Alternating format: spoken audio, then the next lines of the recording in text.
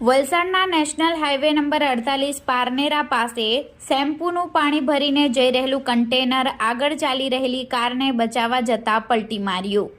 તારીખ 29 નવેમ્બર શુક્રવારના રોજ 2 કલાકની મળતી માહિતી મુજબ વલસાડના પારનેરા નેશનલ હાઈવે નંબર 48 ઉપર શેમ્પૂનું પાણી ભરીને સુરત તરફ જઈ રહેલ એક container number MH04 JK 8849 Parnera Jain દેરાસર મંદિર પાસે પહોંચતા આગળ ચાલી રહેલ એક અજાણ્યા કારના ચાલકને બચાવવા જતા કન્ટેનરના ચાલકે સ્ટીયરિંગ પરથી કાબુ ગુમાવ્યો હતો, જેને લઈ કન્ટેનર ચાલકે બ્રેક મારી દેતા કન્ટેનર હાઈવે ઉપર પલટી મારી ગયું હતું।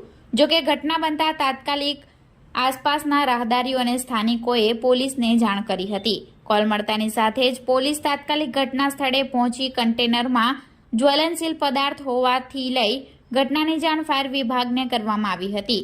ફાયર વિભાગ પણ તાત્કાલિક ઘટના સ્થળે પહોંચી અને પોલીસની ટીમે ચાલકને નાની મોટી ઈજાઓ થતા સારવાર હેઠળ નજીકની હોસ્પિટલમાં ખસેડ્યો હતો, તેમજ ક્રેનને બોલાવી અકસ્માત સર્જાયેલ કન્ટેનરને સાઈડે હટાવી હાઈવે ઉપર સર્જાયેલા ટ્રાફિક જામને હળવો કરાવ્યો હતો।